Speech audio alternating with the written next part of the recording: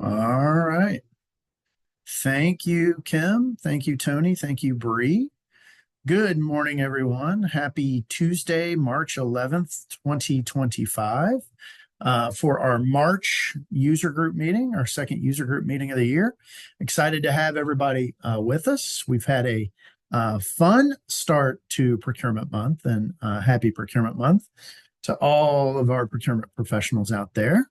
I got some things to get us updated on. And, kind of as I mentioned, if you're at this meeting, you probably were impacted last week by some of the upgrade and performance and connectivity issues that we had. So it's really going to be our focus today, and we'll dive into that here in just a second.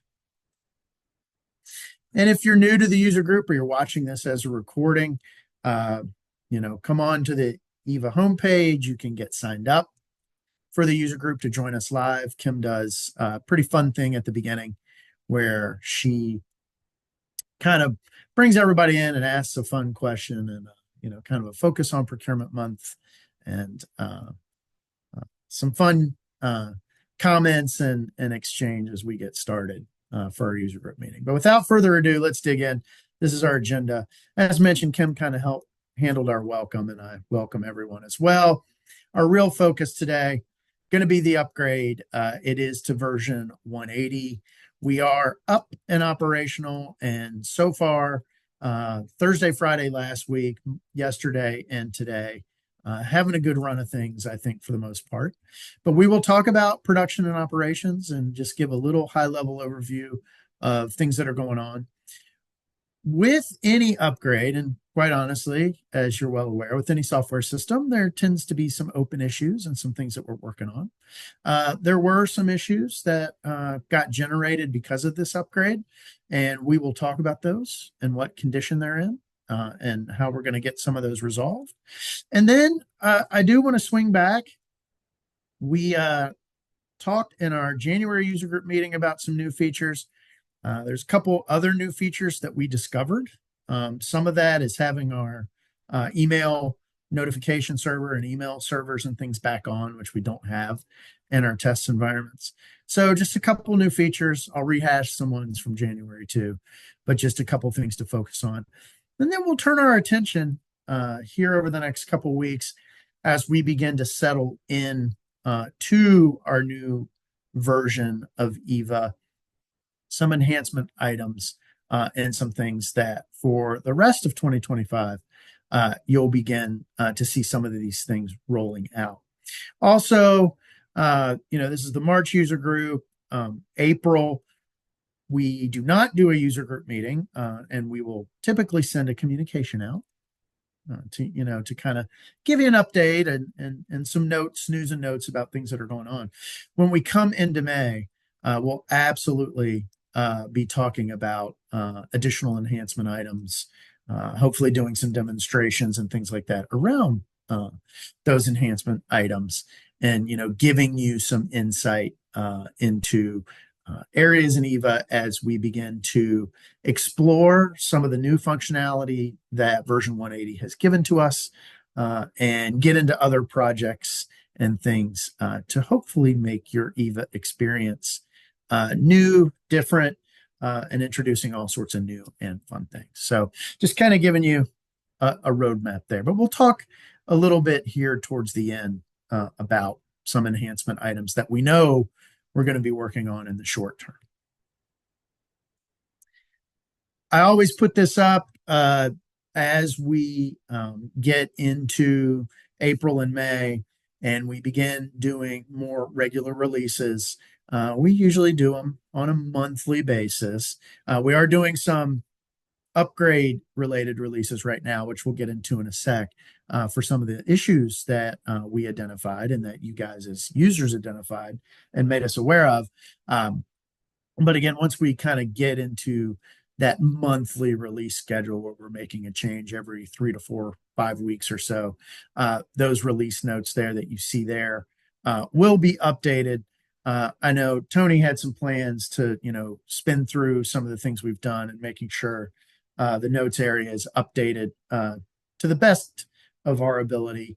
And then again, once we start our regular releases, we'll be updating that on a regular basis. But always like to have those links available. And then the EVA tips, a link to those. There are tips. This is a link to the buyer tips, just some quick hit types of things that could help make your EVA experience better. We also have similar tips and notes for our supplier community. So again, just some links there that we've been leaving in our buyer user group presentation. Gosh, probably going on a year or longer at this point. So jumping off of that page, let's go ahead and dig into the upgrade and talk a little bit about production and operations. Number one, first thing right off the bat, thank you guys so much. Thank you and your staff for your patience and understanding through that upgrade period. Really going into last week, Monday, we were, for all intents and purposes, EVA was down for the most part. We did come back up Tuesday and had an okay day last Tuesday. That would have been March 4th. And then again on March 5th, we suffered some connectivity and performance issues, and EVA was, for the better part of the day on Wednesday, down. We were able to get some corrections and some tuning and some things in Wednesday night. So Thursday, Friday, all through the weekend, yesterday and today, we're kind of back to normal operations. At a really high level, what happened for some of our public pages and some areas of EVA, our database connections, for whatever reason, spiked, and we weren't handling that traffic very well.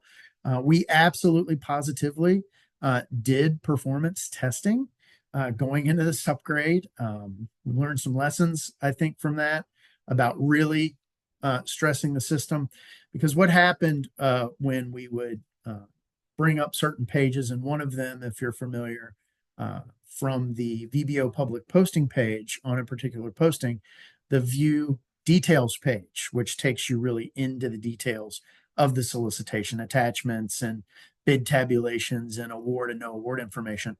Those pages were getting hit. The database connections, for whatever reason, were just spiking. We weren't able to handle that. EVA stopped responding.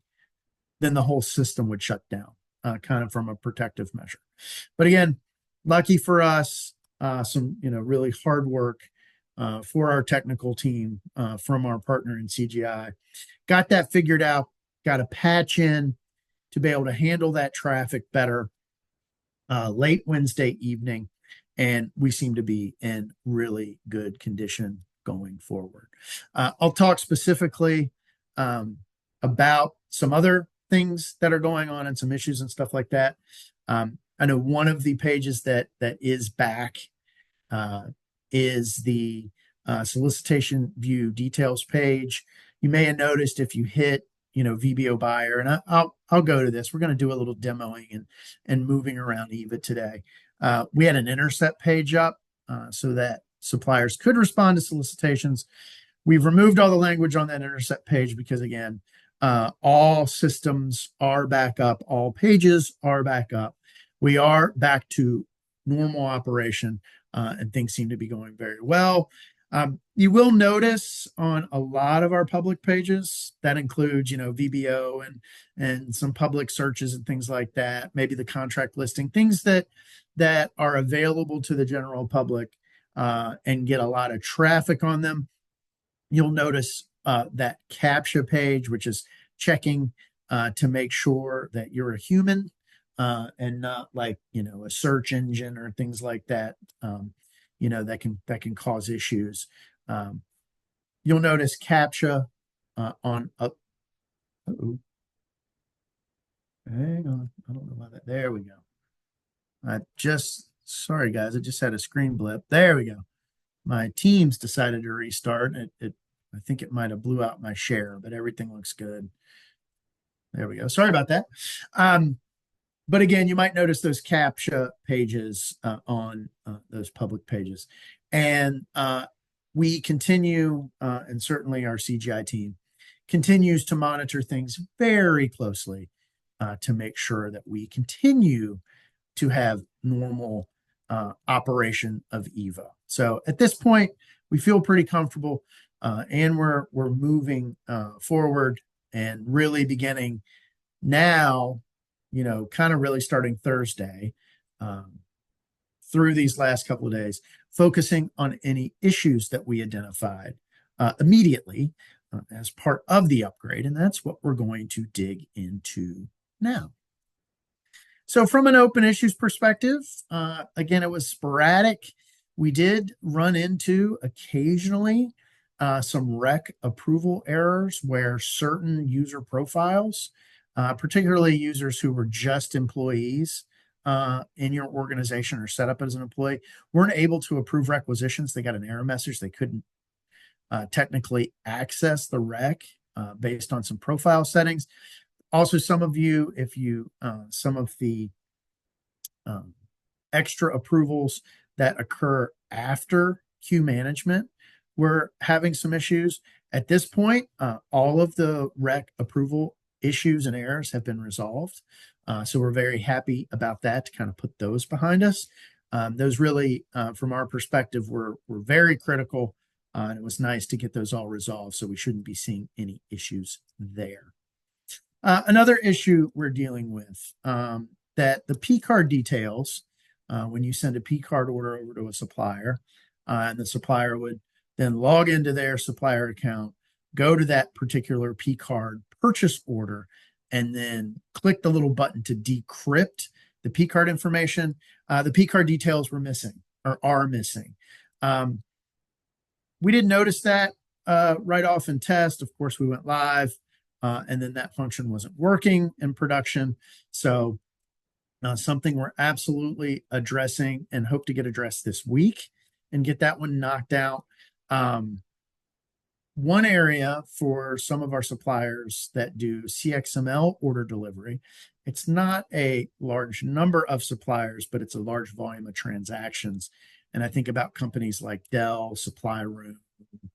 I'm probably missing a couple, but Granger, there's one. Large volume of orders, small number of suppliers. The CXML order delivery, because those suppliers are not necessarily logging into the supplier portal, they're getting a copy of the order sent directly into their backend systems via CXML. No issues there. The P card information is transferring over with those CXML orders. So again, it's a little bit sporadic.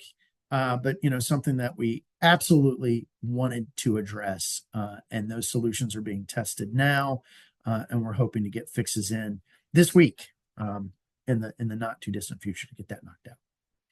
Another issue, your allocation search, called it search. The other term you might hear is type ahead, is not functioning properly.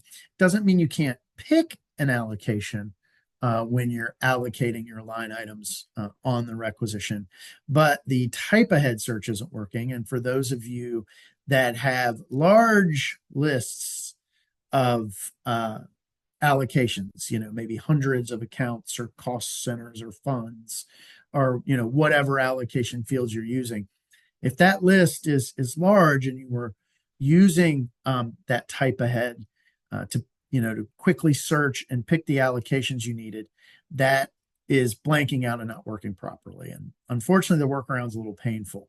You've got to, go in and maybe view all the allocations, and you got to scroll through the list, and it can be hundreds of choices. And then you can finally get to your selection and select it and add it to your requisition and add it to your allocation lines.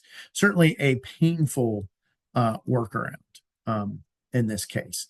So, good news is that solution is also being tested. We actually, what's kind of happening behind the scenes is we've been able to, are testing a fix on one of the allocation fields. Once we verify that the fix works, we'll apply it across the board.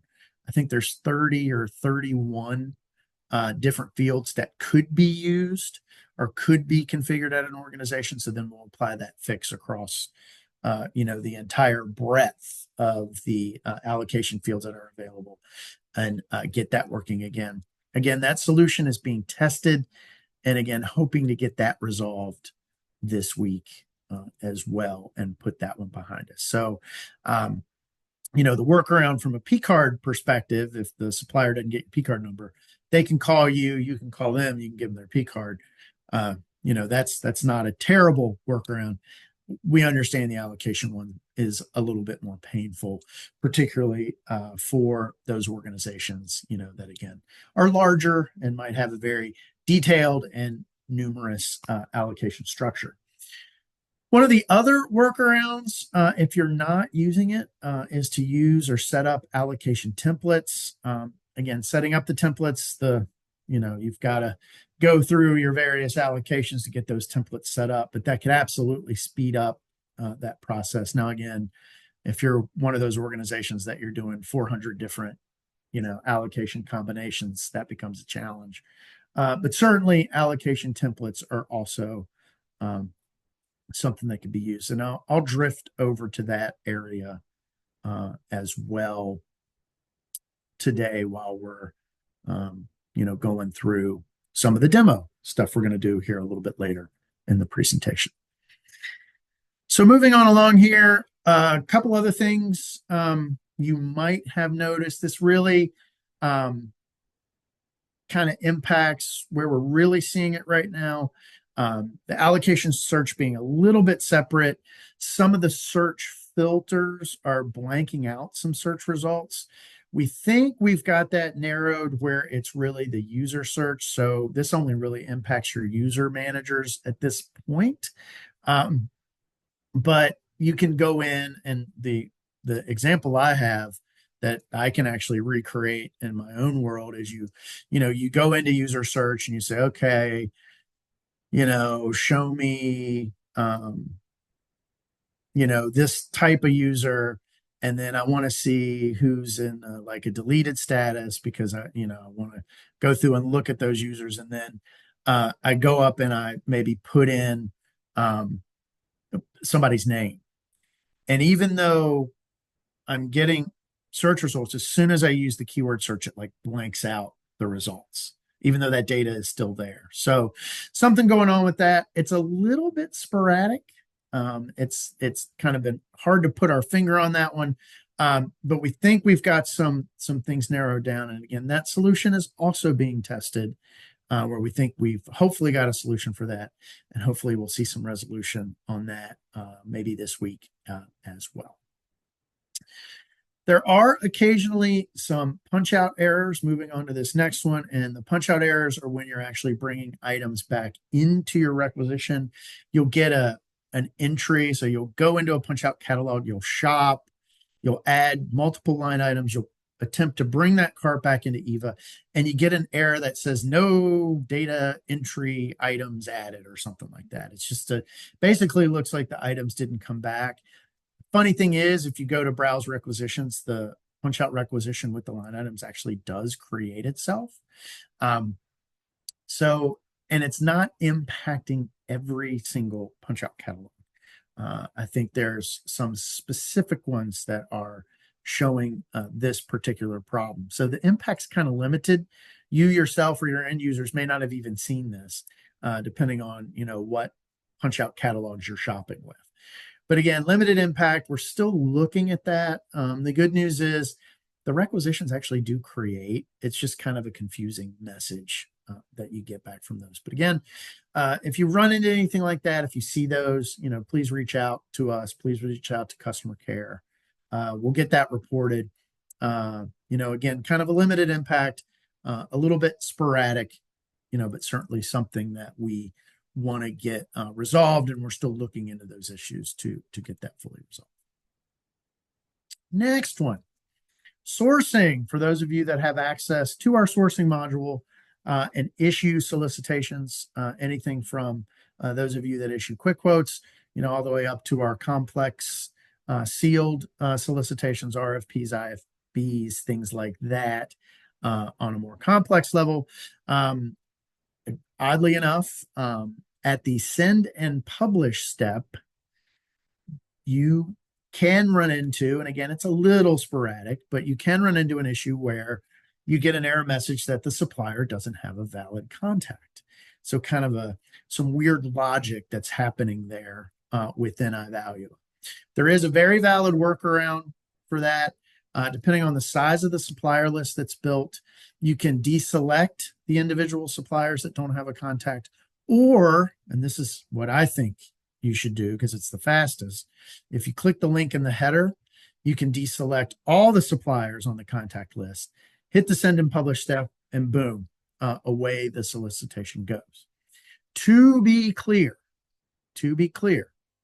this does not impact supplier notifications. This is a value aversion of selecting suppliers and contacts that go. It's I value a selection logic, which quite honestly, that was there for informational purposes. We have never used that. There is a CGI has selection logic that they do for us on those solicitations. So really, even in our older version, that supplier notification list you saw was a value was built of the list, and it was there for kind of convenience purposes. And in our old version, we weren't seeing any impacts. We could just kind of see the supplier list, hit OK, and kind of move on with our lives. The solicitation notifications, though, are handled again by an outside process that CGI uses to pull commodity and quite honestly some other criteria to send those notifications out. So if you deselect within your sourcing event, it does not impact supplier notifications. Okay. It also does not impact SWAM notifications and statistics and things like that. We are gathering from the commodities you've added to your solicitation. We're gathering a list and sending that out. However, we know it's annoying. We know it's not convenient for that list not to be available in your sourcing event. So we are actively exploring our options to get that list rebuilt where we're not seeing those errors, so that you can have in your sourcing event that list of notified suppliers, so that you have those for record keeping purposes and things like that on the solicitation. So we are actively exploring options. The workaround for this is if you pull your solicitation commodities and you run a bidders list report 100, that's going to really give you the list of suppliers that we're going to make an attempt to notify.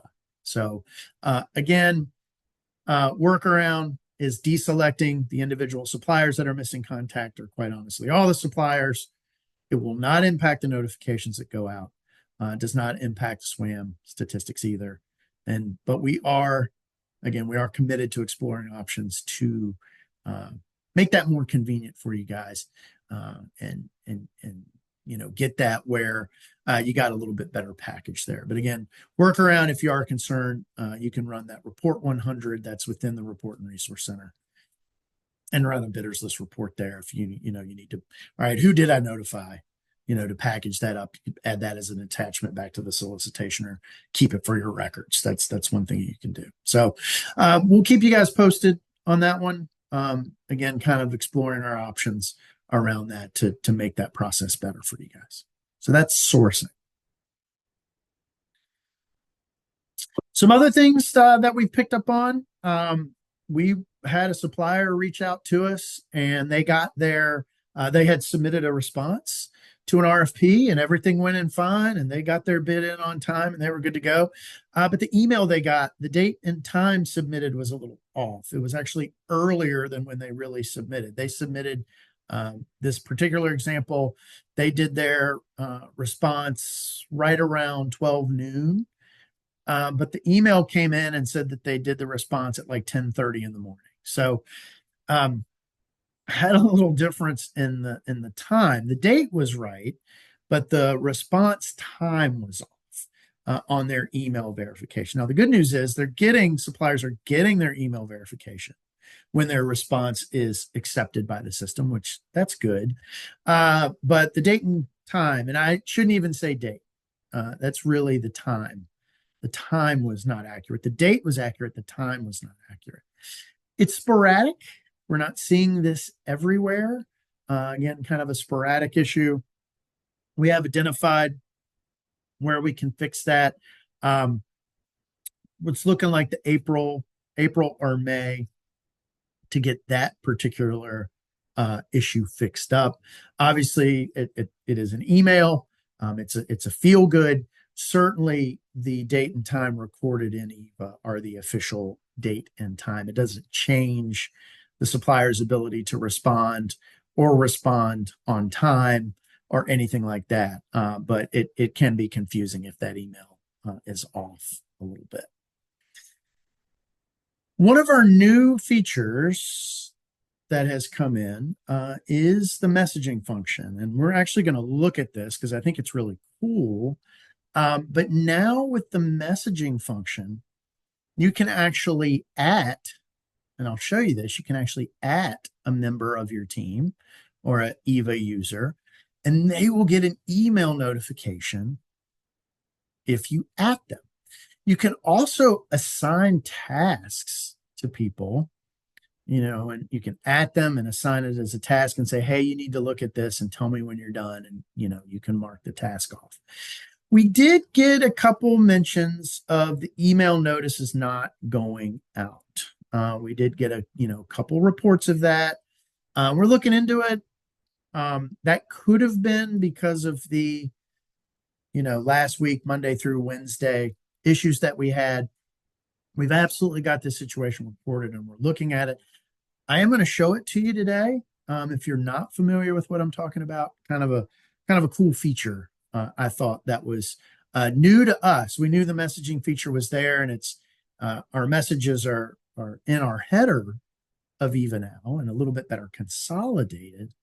But the fact that you can now get an email notice, and that was one of the things going back to when we went live back in 22, when we went live, that you guys were asking for email notices on this messaging function. And we have that now. So kind of exciting to see that. And really kind of was new to us even when we went live. And some of that is just not having an email server running in our test environment so that we don't flood our suppliers or ourselves with emails when we're testing. So some new stuff there. So those are some of the issues we're working on. Again, in summary, the P card, the allocations, things like that, we're hoping to get fixes in this week and get those issues behind us. So stay tuned for that. Certainly, those issues are prominent enough. We're likely to shoot a message out from Kim. Just your eVA Extra or your eVA Team message if you're signed up for those, to be like, hey, this has been resolved. Congratulations, kind of thing. That we've put that behind us. So again, appreciate everybody's patience for hanging with us. That some of the issues that we're dealing with and that we're handling right now, certainly we would have been on those a little bit quicker, but our focus was really stabilizing the environment. But in the grand scheme of things, we're in good shape and kind of moving forward with that. So let's shift gears. And there's a couple things I want to look at real quick with you guys today. I'm going to drop this presentation from a sharing component.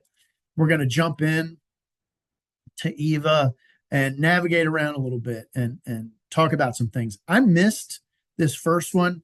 I'll run through real quick in summary, and then we'll actually go through and do some of these. I missed this function back in January, but there's I call it the carrot, kind of a neat feature in requisitions that shows you some details about the requisition without you having to click into the requisition. I thought that was cool. The messaging and notification feature, we're going to have a look at that. We'll pop in and take a look at that particular feature. Sourcing, this is just a note. One of the things I talked about in January was on a sourcing event, you can run what's called a sourcing summary report. So you can go to the sourcing event, and at the top, there's a summary report. You need to be on the team in order for that report to run. And that's all about security and access, right? So you need to be a team member, and you have the team member grouping on your sourcing events. So good news for those of you that appreciate security.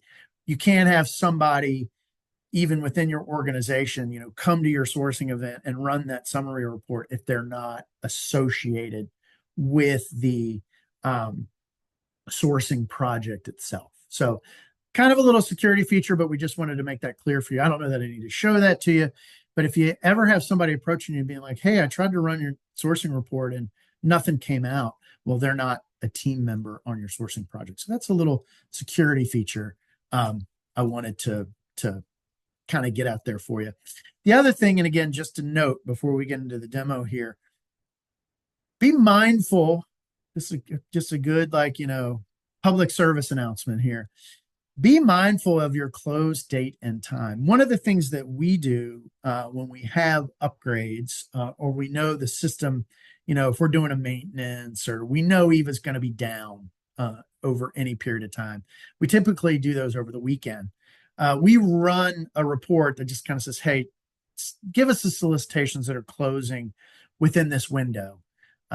Just so we can give people a warning. Hey, we're not expecting things to be bad, but just in case things are bad, be conscious you have solicitations closing during this time frame. We did notice some solicitations that were closing after 5 p.m. All right. That's not a great thing because number one, our customer care group, if your supplier is looking for help and they need that immediate help to respond to a solicitation, customer care here closes at 5. So any solicitation that closes after 5 p.m. on a business day or closes on a weekend, we're not going to be around to help. So just, again, kind of a public service announcement there. Be mindful of your solicitation close date and time. For the most part, you guys do an awesome job. Seems like 2 o'clock's a real popular time, 1 o'clock, 2 o'clock to have a solicitation close.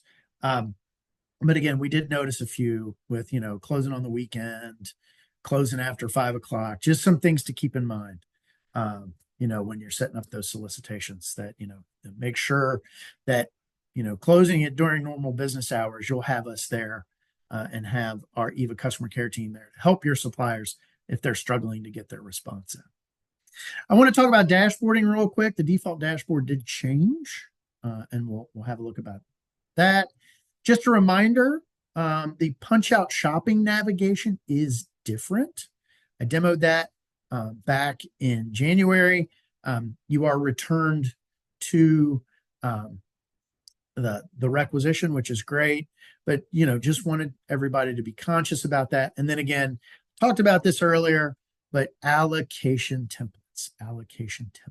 So just wanted you to be conscious of that as well. So some reminders there. But let's go ahead and jump in and we'll look at some of these things I'm talking about so you guys can see them. Maybe you've discovered them yourselves. Wanted to show you that. So I'm going to stop sharing ever so briefly and give me just a moment because I'm going to stop my presentation and then I will share eVA. Right, and let's share. It should. We'll give it a second. There it goes. Looks like it popped up. So, all right. Participants can now see the application. So let me get that. All right. So we're in eVA, and let me put my notes up over here to make sure I cover everything for you guys. All right. So the first thing, let's go look at this. And maybe you've already noticed this. I just got a kick out of this. And let me put my glasses on. There we are, so I can see my own screen. I thought this was great. I am in production, so I'm going to go to procurement, browse rec. I got an absolute kick. Oh, those are all in draft. There we go. There's one that's in ordered, so we'll use this one. So Chloe Thompson here, VP of Student Affairs Division. If you click on the caret of a requisition, it opens up and you can see the line item details and the total amount of that rec without having to dive into the rec. And then you can actually dive into a particular line item right off of the browse rec screen. And then you can even dive into an item here as well by clicking the pencil icon. So I thought that was really cool. The PO is also linked. So you're like, oh, okay, I see the rec, it's in order. You can click on the PO really quickly as well out of here, and it launches the purchase order for you. that's tied. If again, requisition needs to be in ordered status, obviously, for those to be linked up. But I got a real kick out of that. I thought that was really cool. Not sure if you guys noticed that. Maybe you guys are going, "Oh, come on, Shane! Like we figured that out day one." But I thought that was fantastic. I thought that was just a neat feature. The interesting thing when you go to browse orders is it's not a feature on browse orders, which if you're kind of thinking would be a nice enhancement. Maybe that feature in browse orders as well. But certainly from a requisition perspective, it could help if you're reviewing a rec. Maybe you have a lot of recs in a list, and you're doing some spot checking, making sure things look good. I just thought it was kind of a neat feature for some things that were going. So I got a kick out of it.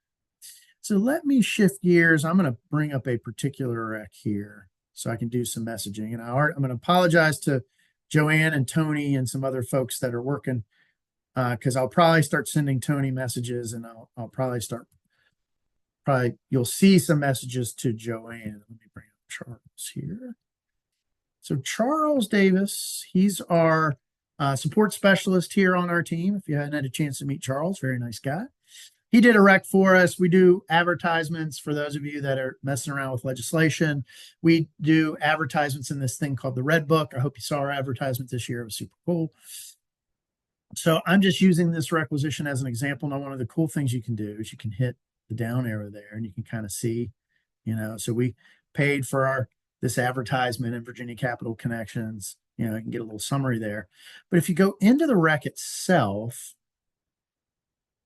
there is a messaging feature right over here on the side. There's a messaging feature. And it's an internal conversation thread.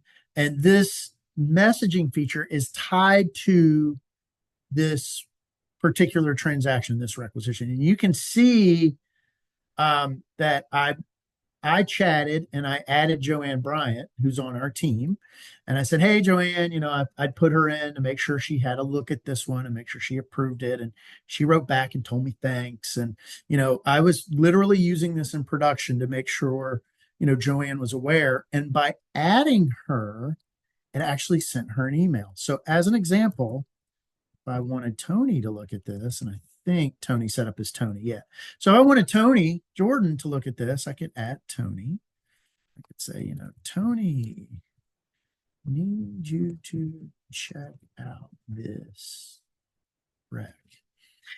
By adding Tony, doing the @ sign and hitting enter, that adds the message to the transaction.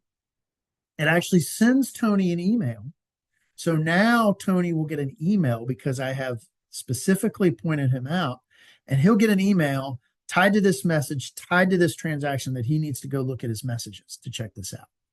The other area where you can pull these up from a summary perspective is you can go into your header, and we looked at this in January, and into messages, and then you'll see a summary here of all the messages tied to that particular transaction. So you can see there's my message to Joanne and her replying back. Then my message to Tony. And then if you're like, okay, rec 1635376, I want to get into that one. You see the little link, the chain here? You can click that link, and from that messages screen, it drives you back into the requisition where you're having the conversation. So I did not pick up on that nuance when we were talking about this in January. And I think this is a really, really cool feature. So now, again, to be fair, we are working on a particular report that said the emails weren't going out. So I haven't noticed that at DGS. Our emails have been successfully going back and forth. We haven't seen any issues. I think it's a neat feature. It's something we want to work. So please, if you get a chance to leverage this, go for it. The other thing you can do, and you may have noticed this, and I'll just use Tony again. There we go. I'll bring up Tony, and I'll do that to him. I can say, Tony, I'm assigning you to this rec. Please review. And I can say assign. And this actually adds it as like a task, and Tony can go into that task and like click it off and tell me he's done with the task. So that's like a little added nuance. You can also attach, if you need to, you can add attachments here, and things like that. And then you'll notice if I do an assignment, the selected user will be responsible for achieving the action described in the message. So it's kind of like building a little to-do list. So I'm doing that for Tony, and then I'll shoot that off to Tony.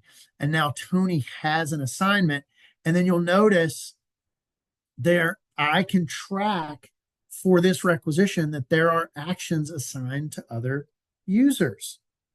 There are actions assigned to other users.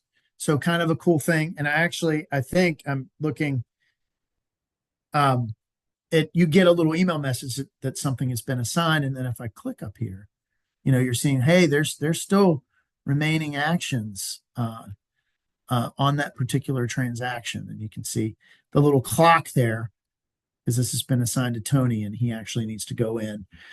He can send a message back to me. He can, say the action has been completed. And then again, in your message feature here, you'll see, click on that particular message. I can see that, I've got an assignment there. There's still one pending assignment. And then by going in here, I can see by the clock that this assignment to Tony hasn't been completed yet.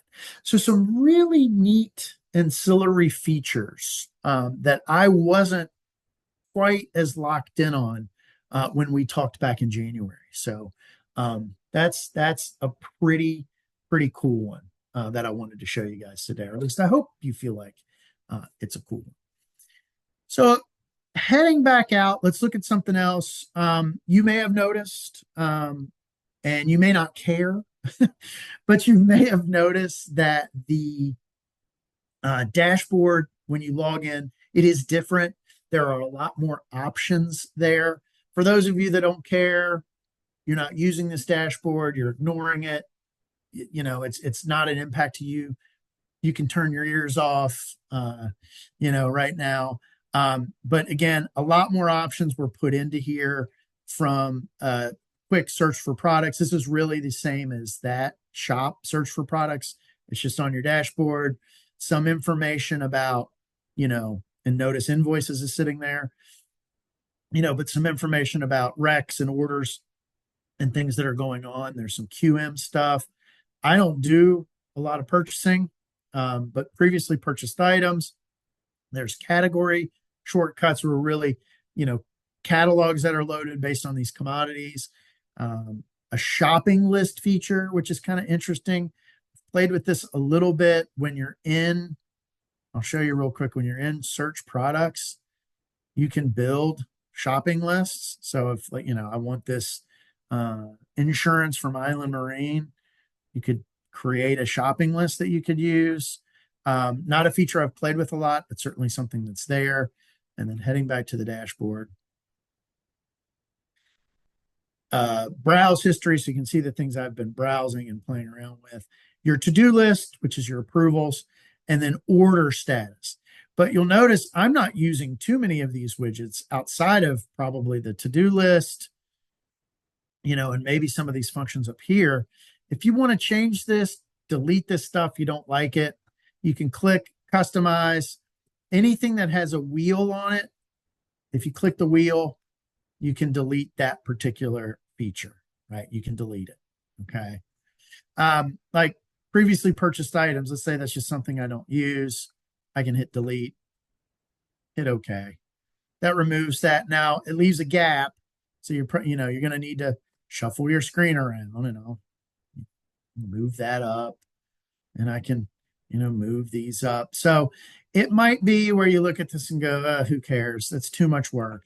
But certainly if you want to adjust your dashboard, things like that, you can do that. When you're done, you just simply hit this grid again, and you'll notice my changes are saved. I can also come in and let's say I say, oh, browse requisitions, I don't need that.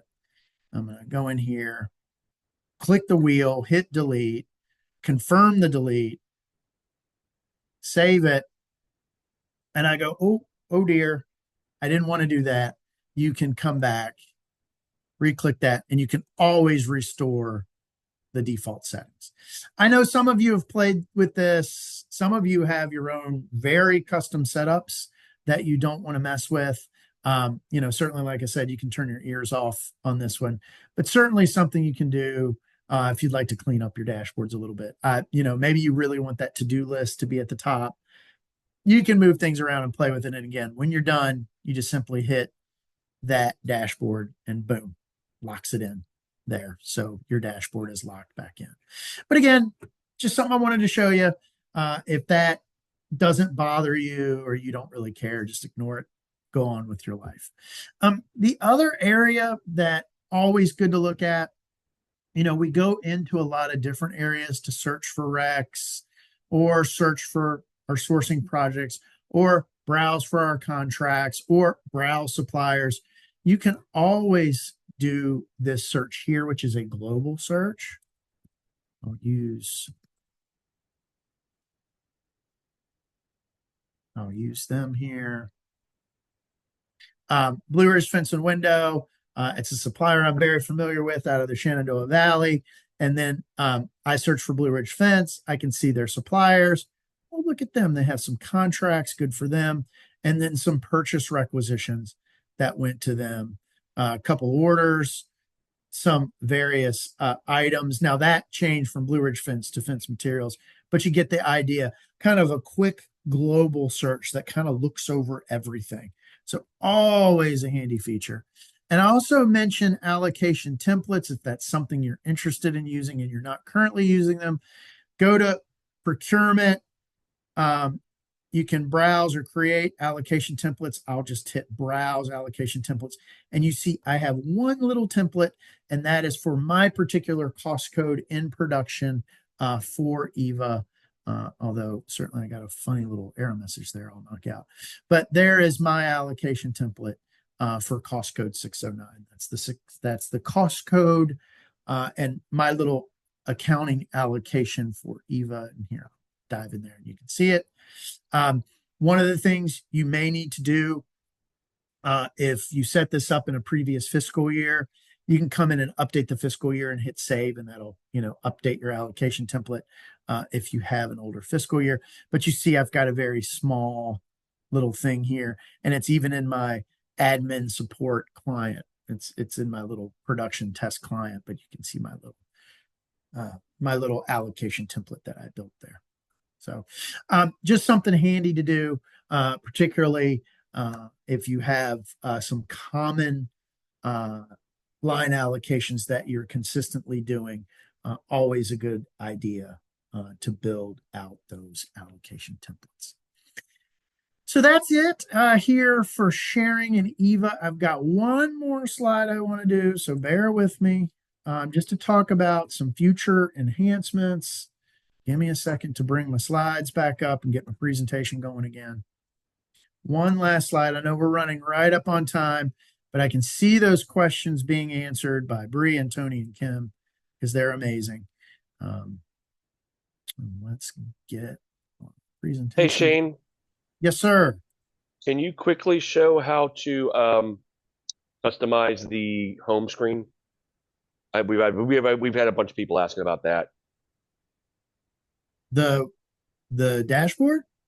Yeah, how to get rid of the widgets you don't want, move stuff around. Okay, I did do that. Did you? Okay, sorry. I'm answering questions. I didn't know if you did. Okay, yes, sorry. he did, and I was gonna Okay. I was gonna jump in. So that did come up as one of the questions. So just this playback will be available. We'll post it on the website. We will share it back, and you will absolutely be able to see that we have absolutely been working feverishly behind the scenes, mainly Tony. Yes, I was gonna say, I know. And Bree. So yeah, that was. I know Tony. Sorry about that. Answering questions. No, you're good. You're good. Yeah, if you missed that, do the replay. Go to about the 40-minute mark, 41-minute mark, something like that, and you'll see me playing with that. So thank you again to Tony, Kim, and Bree. I know they're feverishly behind the scenes. Answering questions as they come in. So I appreciate that. And I know we didn't leave myself personally open answering questions here because we're about to run up on time. But I did want to click on some enhancement items. We kind of talked about these. We're beginning to be, these are becoming more real as we mercifully put the upgrade behind us and just focus on doing business and getting kind of our improvements and enhancements rolling again. Just some things that are kind of keyed up for us. You might see a new one that I've slipped in there that may have some prominence. First one there is invoicing. And now that we've got the upgrade in place, optical character recognition, we're going to absolutely be working on that over the next couple months to get that up on its feet and working on some integrations as well, where you're sending the okay to pay and getting payment details back and all that fun stuff from an integration perspective. Again, those will be things that will be happening over the next couple of months. They're not going to magically appear in April, but certainly going into May, going into June, going into July, things we're going to be working on.